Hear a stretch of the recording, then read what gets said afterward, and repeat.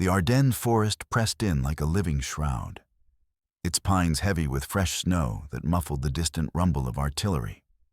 Sergeant Elias Kane crouched behind a shattered oak, his breath fogging the air as he scanned the ridge ahead. At 32, Elias was the steady one in his squad, broad-shouldered, with a jaw set like quarried stone and eyes that missed nothing. He'd seen too many winters in Europe to flinch at the cold. But this push through Belgium felt different. Raw, like the war was gnawing at its own bones. Beside him, Private Tommy Ruiz fidgeted with the strap of his M1 carbine, his gloved fingers tapping a nervous rhythm. Tommy was the kid, barely 20, all wiry energy and quick grins that hid the fear. He'd enlisted from a Brooklyn tenement, dreaming of glory. But the reality of foxholes and frostbite had sharpened him into something watchful. "Sarge, you think they're up there? The Krauts don't look like they're packing up for Christmas." Elias shot him a sidelong glance, keeping his voice low. "Intel says it's a field station. Medics, maybe some stragglers. We take it clean, no heroics." He adjusted his helmet, the weight of his medic's kit pulling at his shoulders. Their platoon had been tasked with securing the area after a breakthrough skirmish. Nothing flashy, just mop up before the Germans could regroup. But the snow hid tripwires and snipers as easily as it buried the dead. Further back, Corporal Lena Voss huddled in the underbrush, her white nurse's cape blending with the drifts. She was 25, with sharp features framed by a woolen scarf and hands that still trembled from the morning's evacuation chaos. Lena had trained in Berlin, volunteered for the front lines because her brother was out there somewhere, fighting or fallen. Now, with the American advance cutting their supply lines, the hospital tent was a skeleton crew. Her, 2 orderlies, and a handful of patients too broken to move. The radio had gone silent hours ago, leaving only the wind's whisper and the fear that help or harm would come soon. A crackle in Elias's earpiece broke the hush. "Kane, this is Holt. Scouts confirm activity on the ridge. Looks like a medical outpost. Proceed with caution, could be booby-trapped."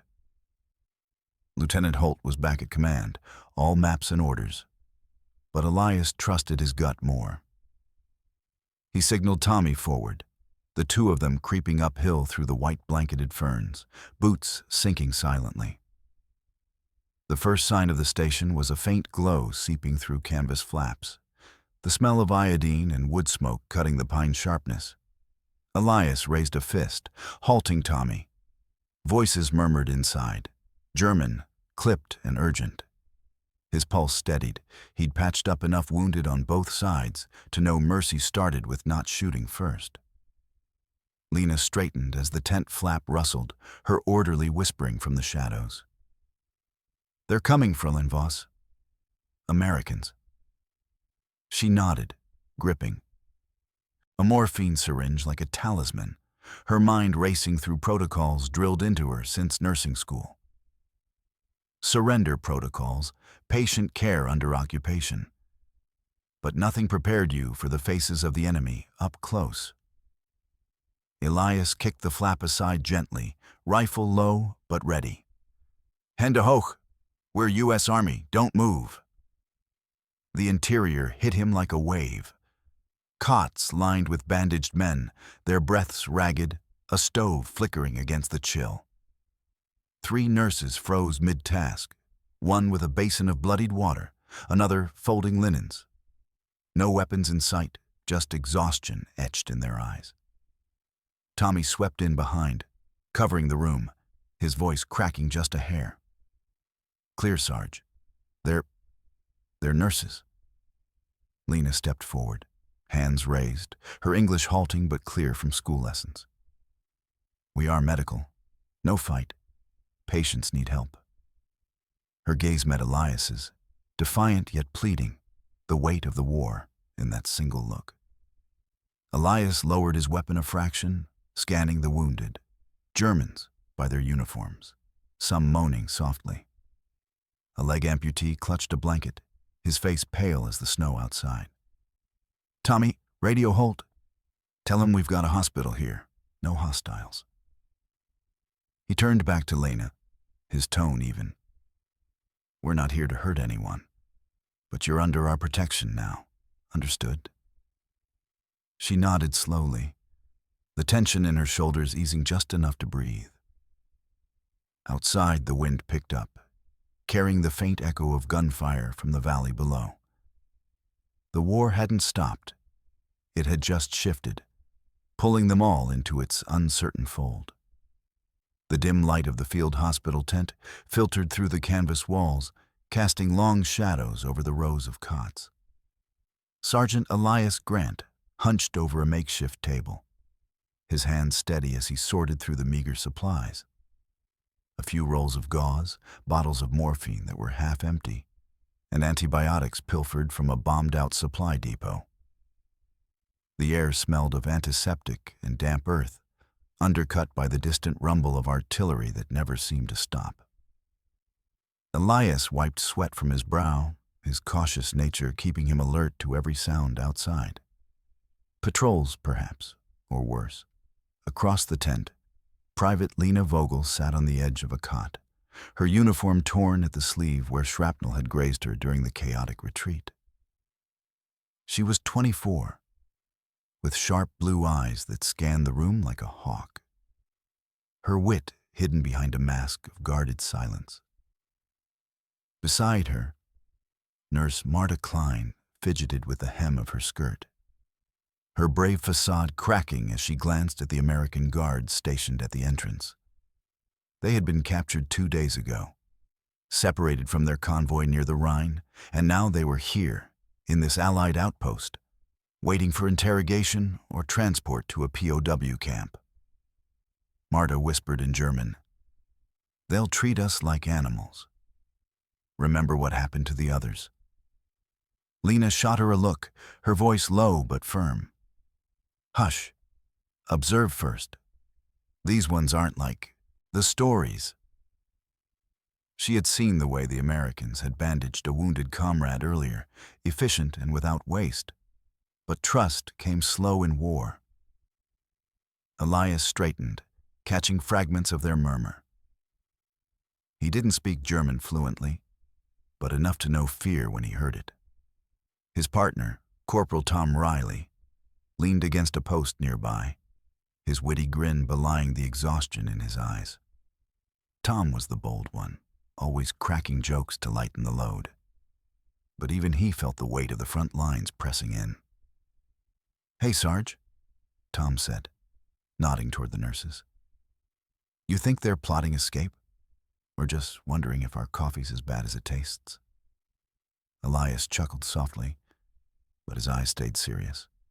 "Keep it light, Tom. They're nurses, not spies. Doc said we need their help.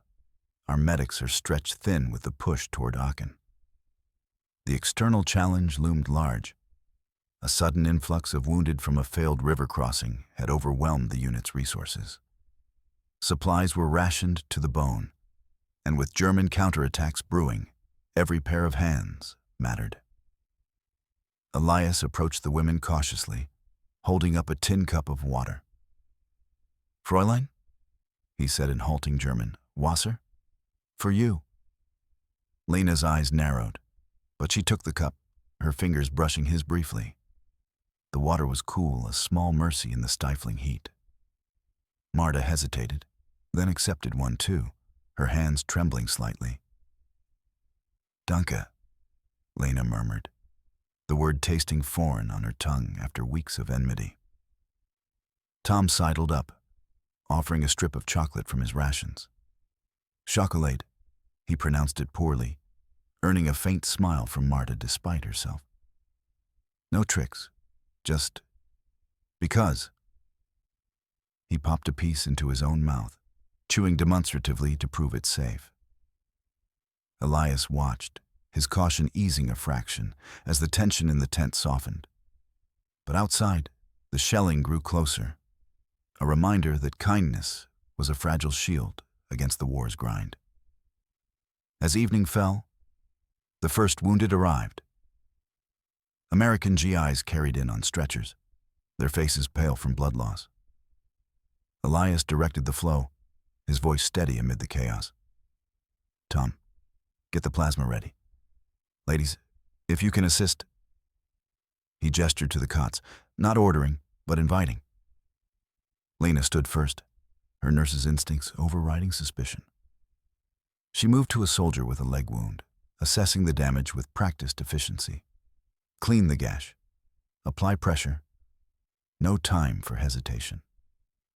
Marta joined her, their movements synchronized from years of shared shifts in Berlin hospitals. Tom handed Lena a scalpel, his grin wry. "You're a natural. Beats yelling at us Yanks, right?"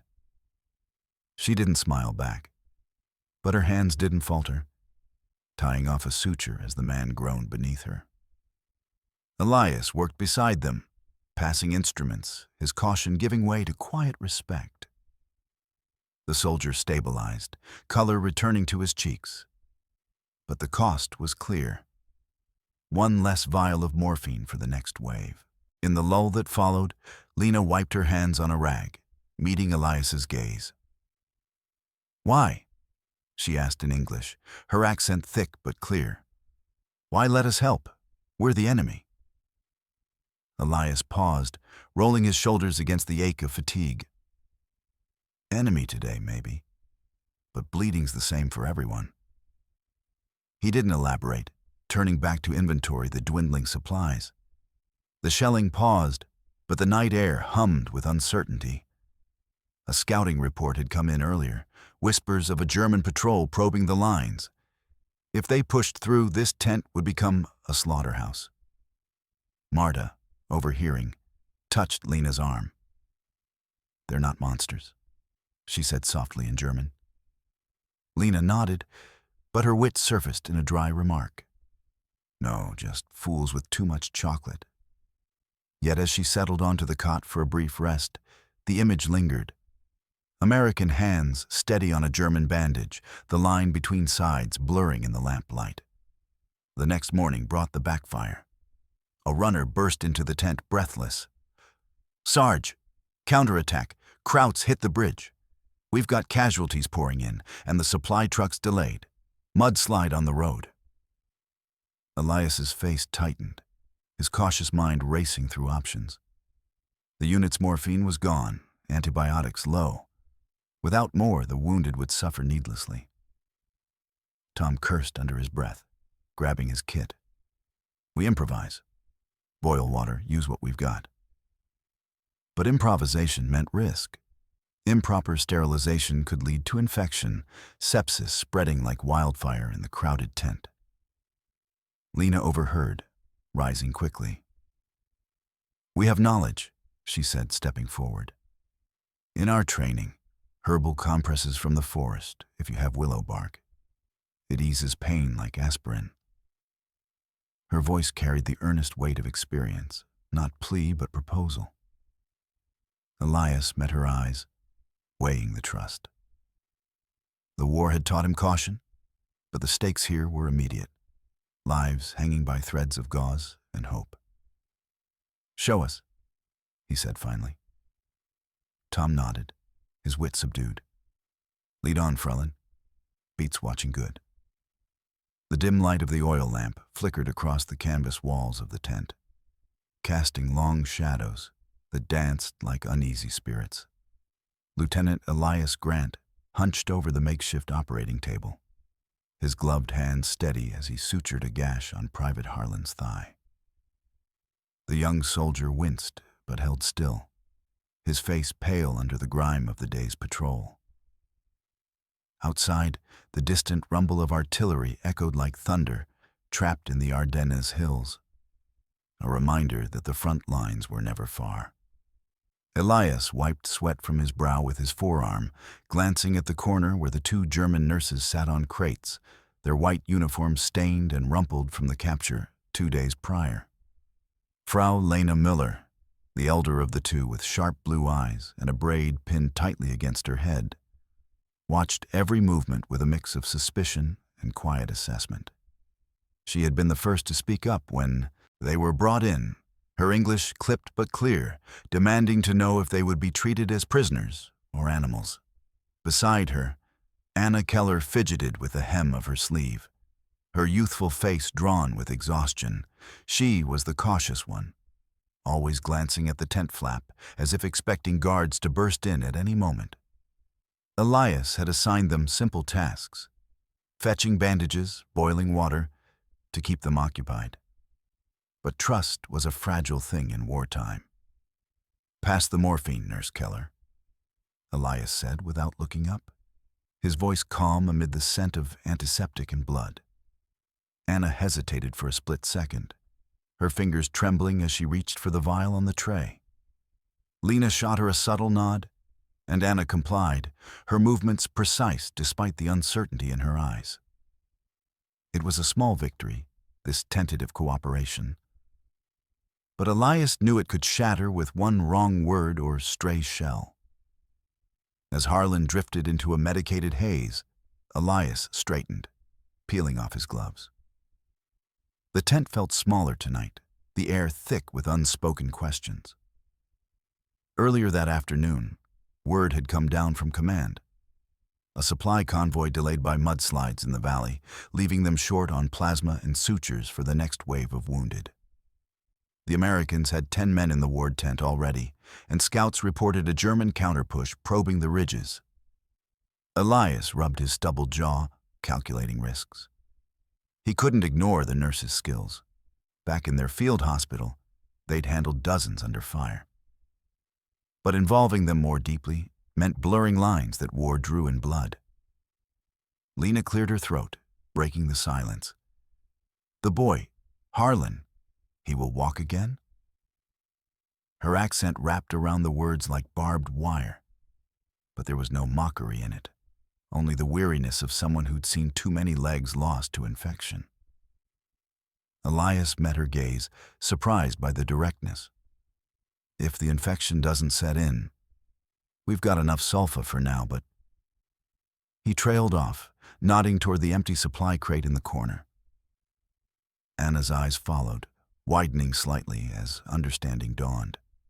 A shout from outside cut through the tension. Sergeant Ruiz, the grizzled medic who'd grumbled about Kraut help since the capture. He burst into the tent, his helmet askew, mud caking his boots. "Doc, we've got incoming. 3 GIs from the forward outpost, bad shape. Shrapnel, one with a gut wound. Jeep's 5 minutes out." Elias nodded sharply, adrenaline sharpening his focus. "Prep the table. Ruiz, get the plasma from the reserve." But Ruiz's face darkened as he glanced at the women. "Reserve's low, sir. That convoy's not coming tonight. We're down to 2 units, and command says prioritize our own." Lena stood slowly, her posture straightening like a soldier reporting for duty. "We can help. In our hospital, we triaged under worse. Let us assist with the dressings." Ruiz snorted, crossing his arms. "Assist? You think I'm letting Fritz touch my boys? Last thing we need is poison in the bandages." Anna flinched at the slur, her hands clenching, but Lena didn't back down. "We are nurses, not soldiers. We've sworn the same oath, to save lives, not end them." Her voice held steady, though Elias caught the flicker of fear in her eyes, the cost of speaking out against an armed man. Elias stepped between them, his mind racing. The plan had been simple. Keep the nurses isolated. Use them for menial tasks until evacuation. But with the shortage, that luxury evaporated. He thought of the gut wound Ruiz mentioned. Without extra hands, one man might not make it. "Ruiz, they're trained. We've seen their work on our wounded already. No tricks, or it's on my head." The sergeant muttered under his breath, but turned to fetch the litter. As the jeep's engine growled closer, Elias turned to the women. "You do this, you're in it with us. No turning back." Lena nodded once, rolling up her sleeves, while Anna rose to join her caution yielding to necessity. The first wounded man arrived thrashing, his uniform shredded by shrapnel that glittered like cruel confetti against his skin. Elias barked orders, the tent erupting into controlled chaos. Lena moved to the man's side, her hands deft as she cleaned the entry wound, ignoring the blood that soaked her cuffs. Anna boiled instruments over the small stove, her earlier hesitation burned away by the urgency. Ruiz hovered, suspicious, but even he paused when Lena anticipated Elias's need for a clamp, passing it without a word. Minutes stretched into an eternity of clipped commands and labored breaths. The second man stabilized quickly, a leg wound bound tight. But the third, the one with the gut, the fight was uglier. His abdomen was a mess of torn tissue, and as Elias probed, the man screamed, the sound raw and piercing. Plasma dripped too slowly from the single bag they dared use, the reserve held back for hope's sake. "Hold him steady," Elias said to Ruiz, who gripped the soldier's shoulders. But the man bucked, dislodging the line. Fluid sprayed across the table, wasted, and Elias cursed under his breath. They needed more hands. Now. Lena didn't wait for permission. She pressed a compress to the wound, her weight pinning the man's hip, while Anna retrieved a fresh line from the dwindling kit. For a heartbeat, the tent held its breath, the four of them locked in a fragile alliance. The needle found its mark, and the man's cries ebbed to moans. By the time the last suture was tied, dawn's gray light filtered through the canvas, painting the bloodied floor in somber tones. Elias leaned against the tent pole, exhaustion settling like lead. The dim light of the field hospital tent filtered through the canvas walls, casting long shadows over the rows of cots. Lieutenant Elias Grant wiped the sweat from his brow, his hands steady as he adjusted the IV drip for the young German soldier before him. The man's face was pale, etched with pain from the shrapnel wound in his thigh. But his eyes followed Elias's every move, with a mix of suspicion and weary relief. Around them, the air hummed with the low murmur of voices. English clipped with urgency, German softened by exhaustion. Fräulein Anna Keller stood at the edge of the cot, her nurse's cap slightly askew, arms crossed tightly over her stained uniform. She'd been one of the captured group from the convent hospital near Bastogne, her hands calloused from months of tending the wounded on the wrong side of the lines. Now, under American watch, she assisted where she could, her movements precise but guarded. Elias had noticed how she hesitated before touching the patients, as if expecting a rebuke for her accent or her past. "Hand me the morphine syringe," Elias said, not looking up. His voice was even, the kind that cut through chaos without raising volume. Anna complied, her fingers brushing his briefly, cool against his warmth. She watched as he administered the dose, the soldier's tense shoulders easing almost immediately. "Danke," the man whispered, his voice faint. Anna's eyes flickered, but she said nothing, turning instead to fold a fresh bandage.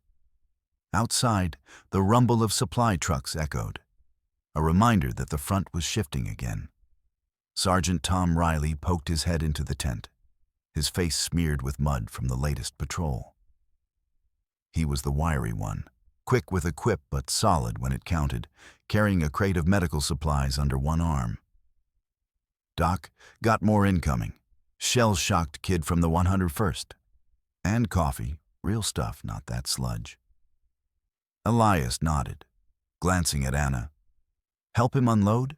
We need those plasma bags prioritized." She followed Tom out into the chill afternoon, the Belgian mud sucking at her boots. The camp sprawled across a scarred meadow, tents huddled against the wind that carried the faint scent of pine from the Ardennes forest.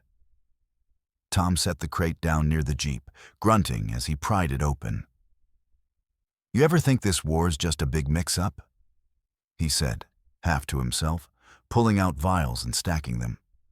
"Us patching up your boys, you patching up ours? Like we're all playing the same lousy game." Anna paused, her breath visible in the cold. She'd learned enough English in the nursing school in Berlin to follow, but replying felt like stepping onto thin ice. "It is not a game," she said quietly, her accent thickening under strain. "My brother, he was at Stalingrad. No one patches up the dead."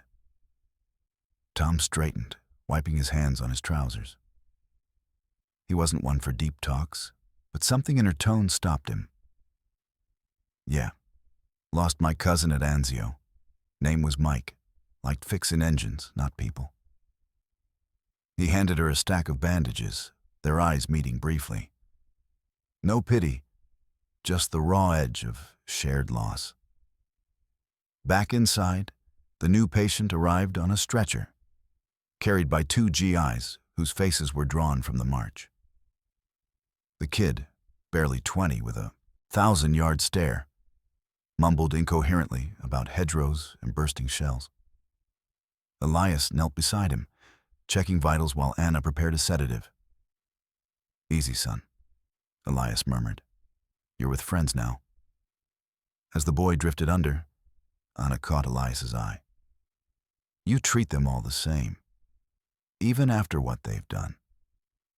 Her voice was low, laced with the confusion that had been building since their capture 2 days ago. The Americans hadn't stripped them of dignity, hadn't separated the nurses from their charges. Instead, they'd integrated them into the hospital, offering tools and trust in equal measure. Elias tied off a suture on another patient, his focus unwavering. War's not about sides when someone's bleeding out. It's about getting them through the night.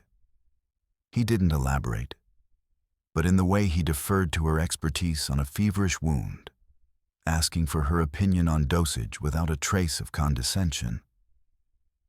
Anna felt the weight of it. That evening, as the sun dipped low and painted the tent in hues of orange, a complication arose. One of the German patients, a corporal with a gangrenous arm, spiked a fever that no antibiotics seemed to touch. Elias pored over his notes by lantern light, frustration etching lines around his eyes. Tom hovered nearby, brewing coffee on a small stove, while Anna examined the wound, her face set in determination. "It's spreading," she said, probing gently. The corporal groaned, sweat beading on his forehead. "We need to debride it now, or he'll lose more than the arm." Elias met her gaze. "Your call on the procedure. I've got the tools ready."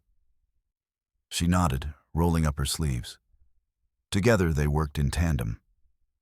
Elias holding the light steady, Tom passing instruments without a word.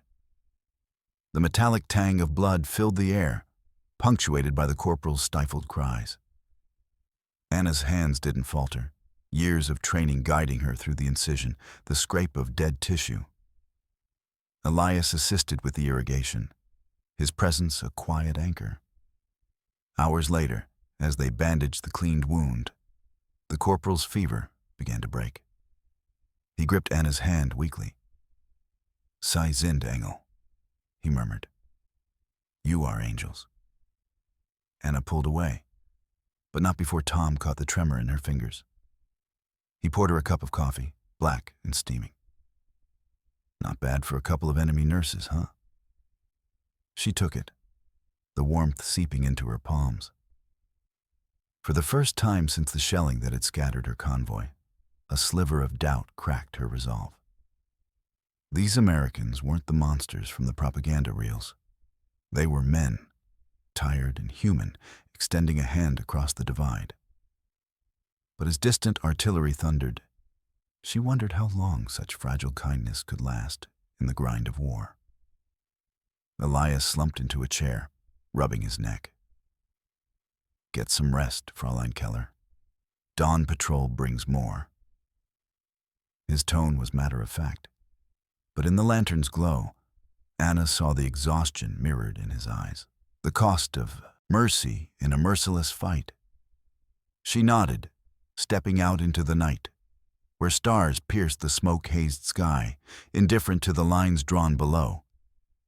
The dim light of the oil lamp flickered across the tent walls, casting long shadows that danced like uneasy spirits.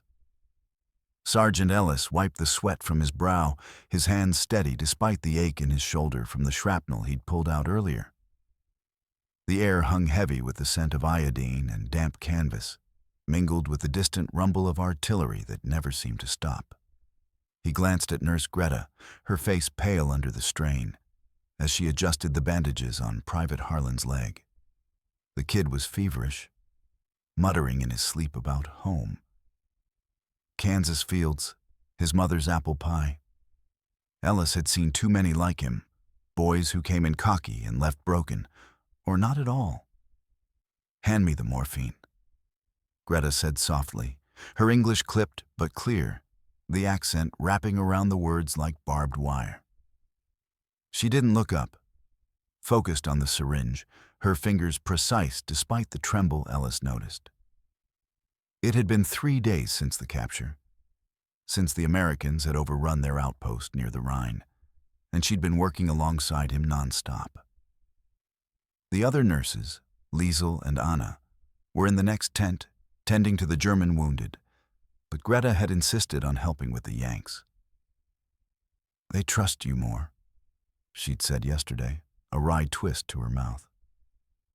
Ellis wasn't sure if it was trust or just exhaustion that kept her going. He passed the vial, their fingers brushing briefly. Hers were cold, his warm from the field stove. "How's he holding?" Ellis asked, keeping his voice low.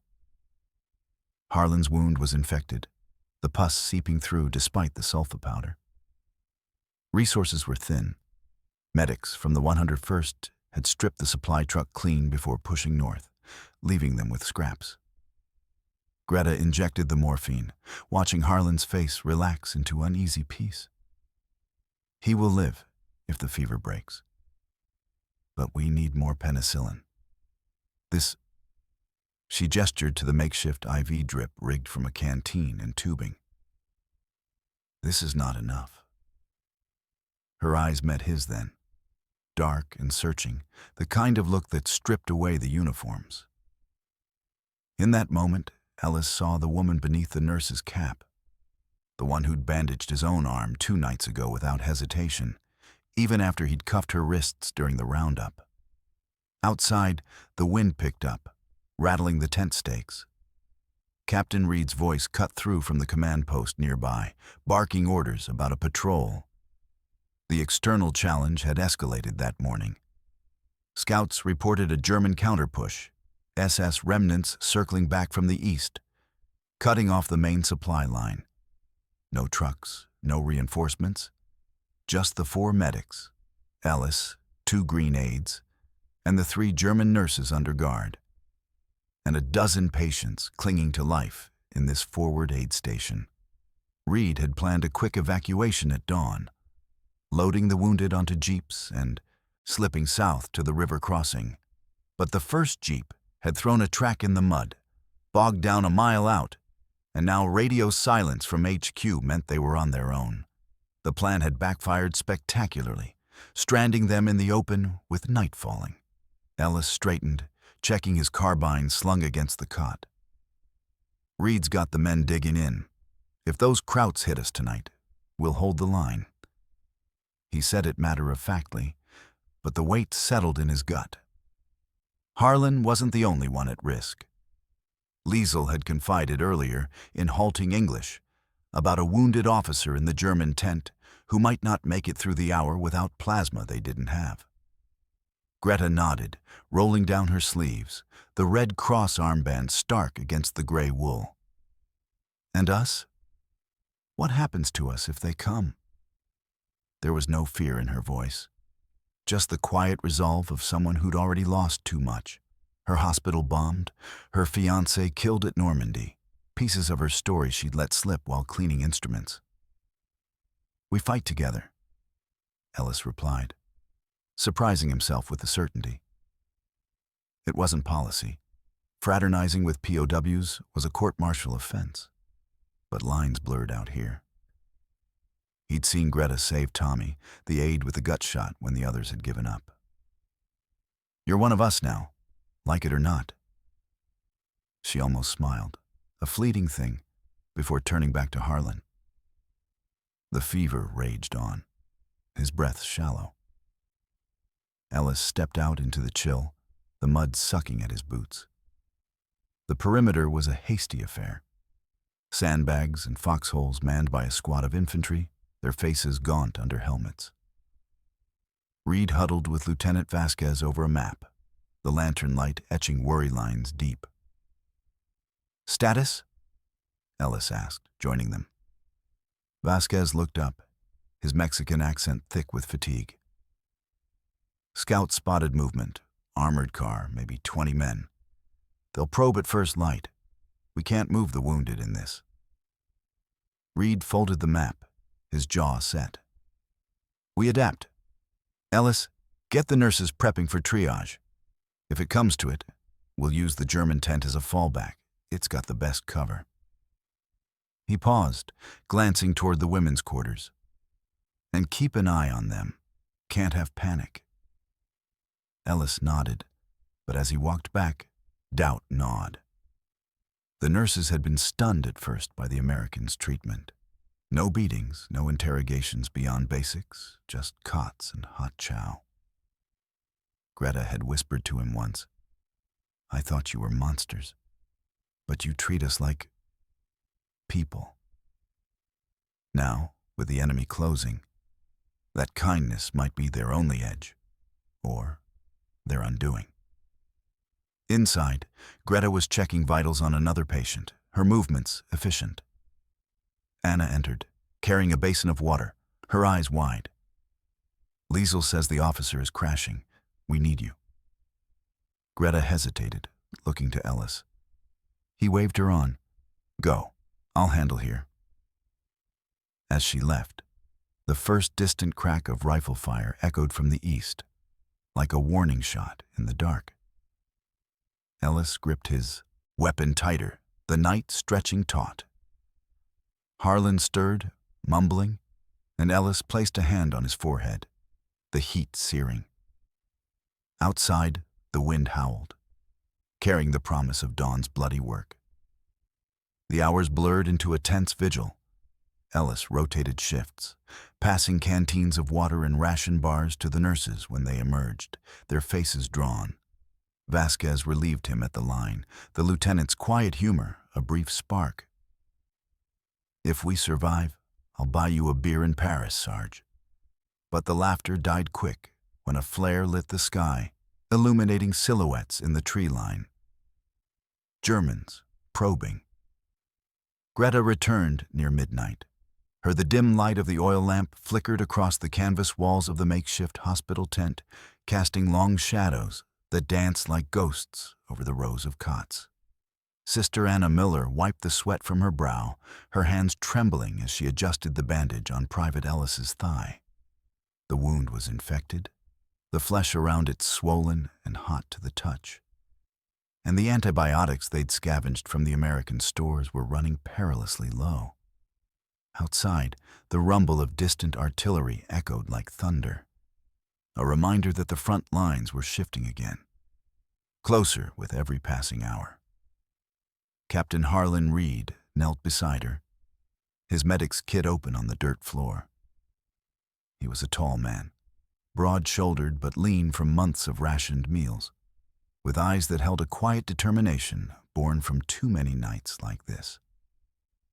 "How's he holding?" he asked, his voice low, not wanting to wake the others.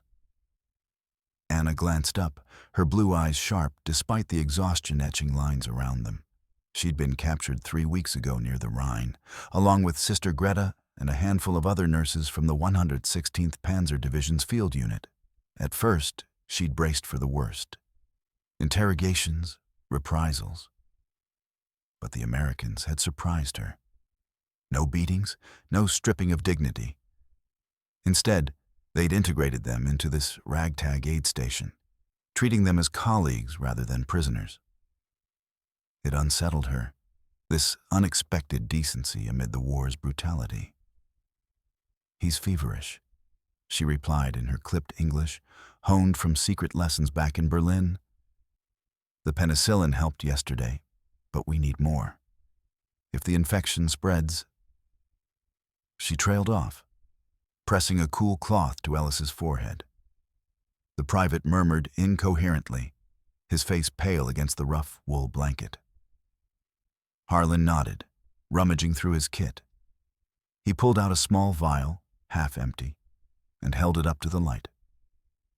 "This is the last of it." Doc Simmons radioed for resupply, but with the push toward Aachen, the supply lines are choked. Could be days. He paused, meeting her gaze.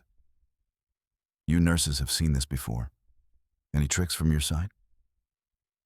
Anna hesitated. Sharing knowledge felt like a betrayal. Yet these men had shared theirs without question, teaching her how to rig an IV from scavenged tubing, explaining sulfa powder applications she'd only read about. Greta, dozing in the corner cot after a 12-hour shift, had whispered to her earlier, "They're not monsters, Anna. Just men like ours." Still, trust came hard after Stalingrad's horrors.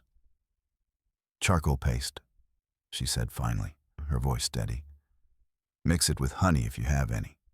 Draws out the pus, slows the spread until the drugs arrive." She watched as Harlan's face lit up with relief, not triumph, but genuine gratitude. "Thanks. I'll get on it." He stood, clapping a gentle hand on her shoulder, a gesture so casual it made her flinch inwardly. No German officer would touch a nurse like that, not without implication. Harlan noticed, his hand dropping quickly. "Sorry. Force of habit." Before she could respond, a sharp whistle cut through the night, followed by the crump of shells landing perilously close. The tent shuddered, dust sifting from the ceiling. Patients stirred, groans rising like a chorus. Anna's heart pounded. She'd lost count of how many bombardments she'd endured, but each one chipped away at her resolve. "Everyone down!" Harlan barked, diving to shield Ellis as another explosion rocked the ground. Anna crouched beside a young lieutenant, her hands automatically checking his splint. The air filled with the acrid smell of cordite, and for a moment she thought of her brother, Fritz, last seen in a letter from the Eastern Front. Was he under fire like this, or worse? The barrage lasted 10 agonizing minutes, leaving the tent in disarray, overturned lanterns, scattered supplies, a few men crying out in fresh pain. Harlan was on his feet first, assessing the damage. "Clear. Greta, help me with the wounded. Anna, check the stores, see if anything broke." She moved quickly, her nurse's training kicking in despite the chaos. The wooden crate of medical vials had toppled, but miraculously, most were intact. One, though, a precious morphine syringe, lay cracked on the ground, its contents seeping into the earth. "Verdammt," she muttered, then caught herself. No swearing in front of the enemy, even if they were allies in this hell. Harlan appeared at her side, Greta trailing with a flashlight. "What have we got?" "Lost the morphine?" Anna said flatly, "but the rest is salvageable."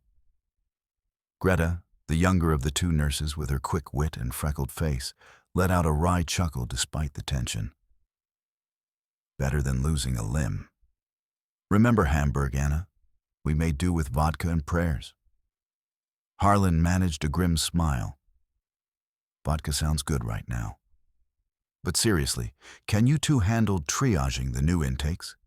We've got stragglers coming in from the 82nd Airborne, banged up from the jump." Anna nodded, though her mind raced. The Americans' kindness extended even here, in the heat of it.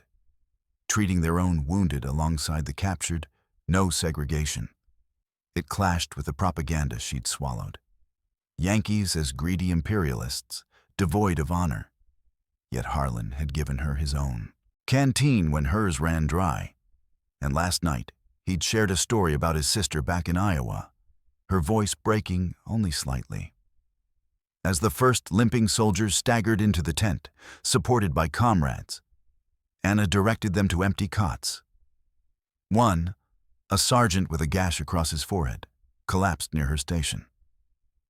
"Easy," she said, cleaning the wound with steady hands. He looked at her uniform, the faded gray with the Red Cross armband, and blinked in confusion. "You're German?" "Yeah," she replied, not hiding it. "But I'm here to help." The sergeant stared, and then nodded slowly. "Heard about you lot. Captain says you're lifesavers." He winced as she applied the charcoal paste Harlan had mixed. "Ouch, but thanks." By dawn, the tent buzzed with activity. Harlan coordinated with the other medics, his commands calm but firm, while Greta bantered with a private to keep spirits up. "If this war's about who makes better coffee," she quipped to a bleary-eyed GI, "we Germans win. You lot brew mud." The soldier laughed, clutching his bandaged arm. "Deal. But our chocolate's unbeatable." Anna worked in silence. The dim light of the field hospital tent filtered through the canvas walls, casting long shadows that danced with every gust of wind outside. Sister Anna knelt beside a cot, her hand steady as she adjusted the bandage on Private Ellis's leg. The wound from the artillery shell had festered earlier, but now the infection seemed to be receding, thanks to the sulfa powder the Americans had in abundance. She wiped her forehead with the back of her wrist, the air thick with the scent of iodine and damp earth. Captain Harlan watched from the entrance, his arms crossed, the lines around his eyes deeper than they'd been a week ago. He'd argued with the regimental commander that morning over supplies, another convoy delayed by the mud-choked roads, but he'd kept his voice low, not wanting the nurses to overhear. Anna caught his gaze and offered a small nod, the kind that said she understood the weight he carried without words. "Ellis is stable," she said in her careful English, standing to face him. "But he needs more morphine if the pain spikes tonight."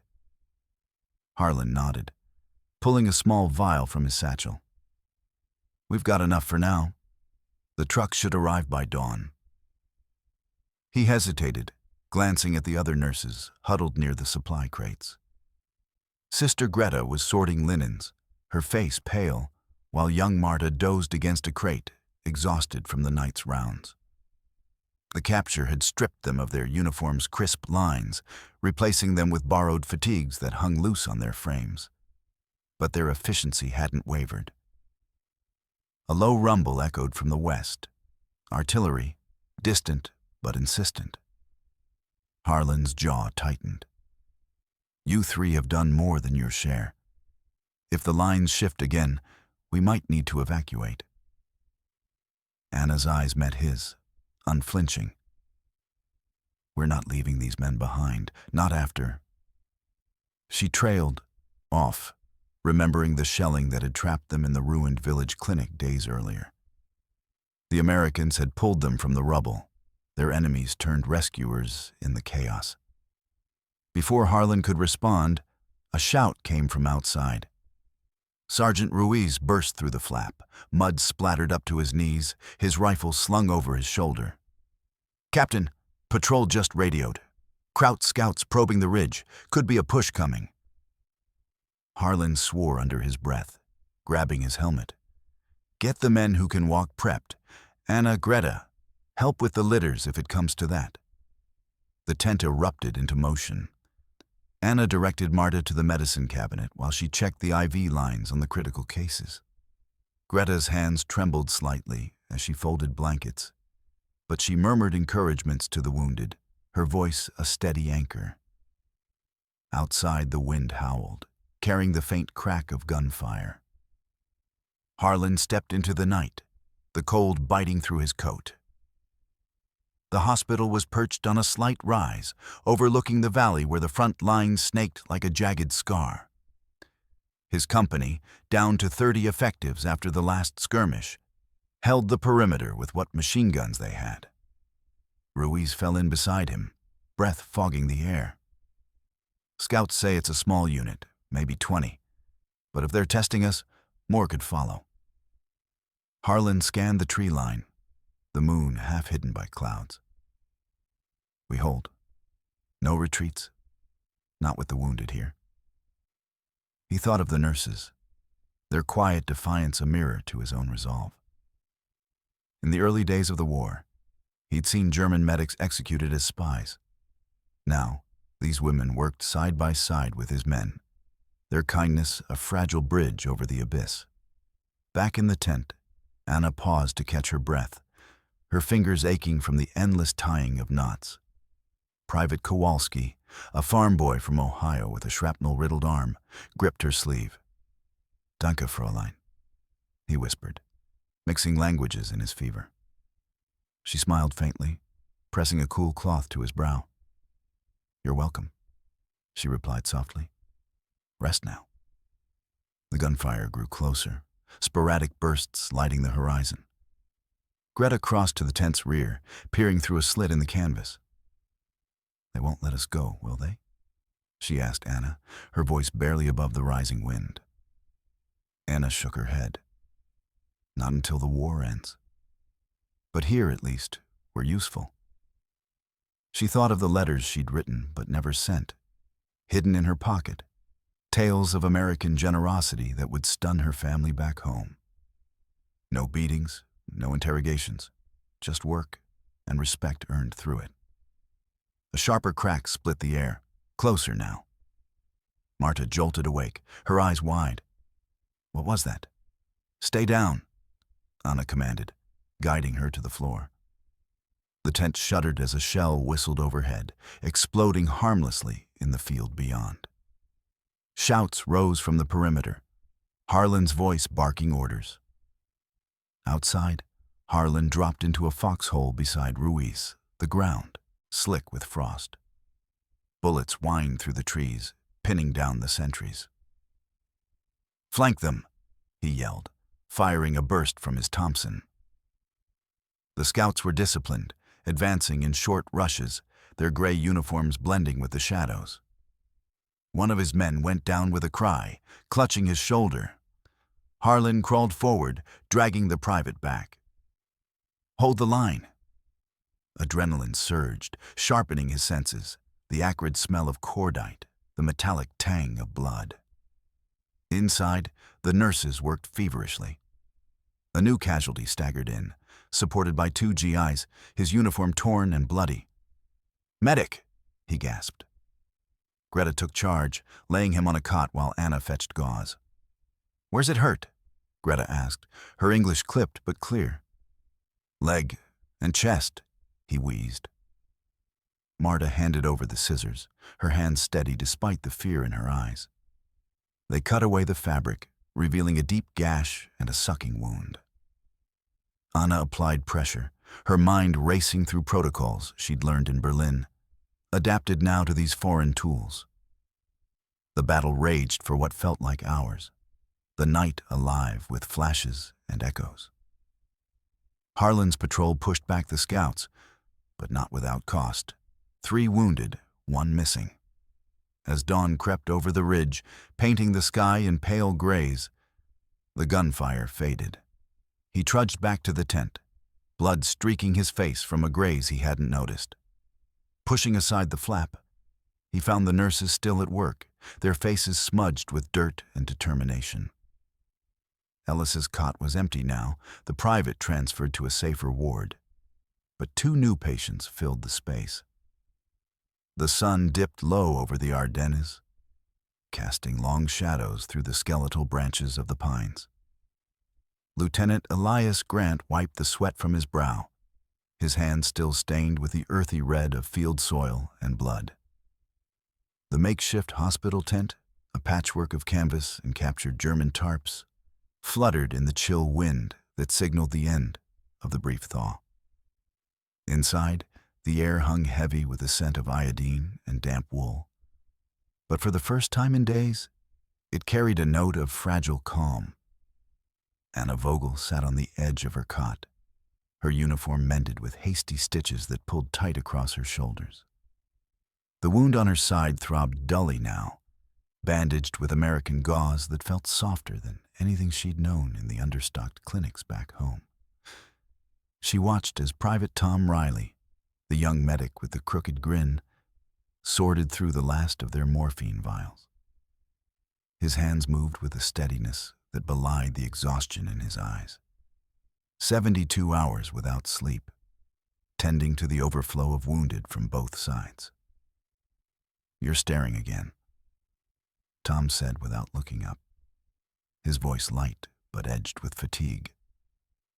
He capped a syringe and placed it carefully in the crate. "If it's the coffee you're after, we've got one more pot brewing outside." Anna managed a small smile, the first genuine one since the ambush that had left her. Convoy shattered and her fellow nurses scattered or worse. "No, it's not the coffee. Though I wouldn't say no." She glanced toward the corner where Sister Maria lay, her breathing shallow but even under the thin blanket. The older nurse had taken the worst of it.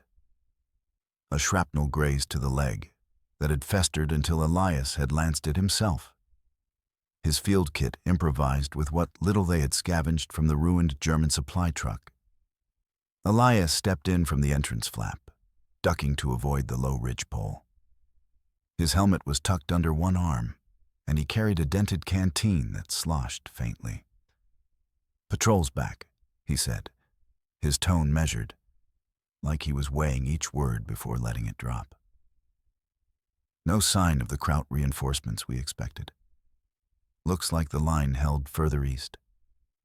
We're pulling out at dawn, evac to the rear lines." The words settled over the tent like a held breath. Anna felt a knot loosen in her chest, but it didn't fully unravel. Freedom, of a sort. But what came after? Interrogation? Repatriation to a homeland crumbling under Allied bombs? She thought of the letters she'd written but never sent. Tucked into her pack, words to a brother she hadn't heard from in months. Maria stirred, her eyes fluttering open. "Dawn," she murmured in German, then switched to the halting English she'd picked up from the Americans over the past week. "We go with you?" Elias nodded, passing the canteen to Tom before crouching beside her cot. "You're under our protection until we hand you off to the proper channels. No one's leaving you to the wolves out there." He paused, his gaze steady on her pale face. "You've both done more than enough. Saved lives on our side, too. Don't think we forgot that." It was true. In the chaos after the capture, when the American column had stumbled upon the wrecked convoy, Anna and Maria had worked alongside the medics without hesitation. A GI with a gut wound screaming in the mud, another with frostbitten feet from the march. The nurses had translated orders, sterilized instruments with boiling snowmelt, even shared their dwindling sulfa powder. Not out of loyalty to the enemy, but because the Hippocratic Oath didn't draw lines on maps. Tom straightened, rubbing the back of his neck. "Captain's orders. We load the litters first, then the walking wounded. You two can ride in the 2.5 with the supplies." He hesitated, then added softer. "Heard from the wire. Berlin's falling apart. Might be over sooner than we thought." Anna stood slowly, testing her balance. The tent's single lantern cast flickering light across the canvas walls, illuminating the scrawled tallies of patients treated, a mix of English and German script. She crossed to the small table where her few belongings waited. A rosary, a faded photo of her family in Munich, and the American chocolate bar Tom had slipped her yesterday. Sweet, impossibly so after years of ersatz rations. Outside, the camp stirred with the low murmur of men preparing to move. Engines coughed to life in the distance, and a raven called from the treetops, its cry sharp against the fading light. Elias lingered by the flap, his silhouette framed against the twilight. "Get some rest," he said to Anna. "We'll need you sharp for the road." She nodded, but as he turned to go, she spoke up. "Lieutenant, Elias, why all of this? The kindness. We were the enemy." He stopped, his expression unreadable in the dimness. "Weren't always. And war, it makes monsters out of causes, not people." He shrugged, a tired gesture. "Besides, my ma was a nurse in the last one. Said healing's the only side worth picking." Tom chuckled faintly from across the tent, breaking the moment. "Ma's got away with words. Now, who's up for that coffee?" Maria propped herself up on an elbow, her voice weak but wry. "If it's as strong as your lieutenant's convictions, I'll take 2 cups. The 3 of them shared a quiet laugh, the sound swallowed quickly by the wind. Anna poured the coffee when it came, black and steaming, and they drank in silence, the warmth seeping into bones chilled by more than the cold. Dawn would bring the trucks rumbling south, away from the front's jagged scar. But the memory of hands, German and American, working in tandem over the wounded, would linger, a quiet defiance against the machine that had torn them all apart. As the stars pricked the sky overhead, Anna stepped out briefly, breathing in the pine-scented air. The forest seemed vast, indifferent to the borders men fought over. She thought of home, of the life waiting, if there was one left, and of the unlikely allies fate had thrown her toward. Not heroes, none of them, but human enough to bridge the gap. And in that, perhaps, a small victory amid the vast, aching cost.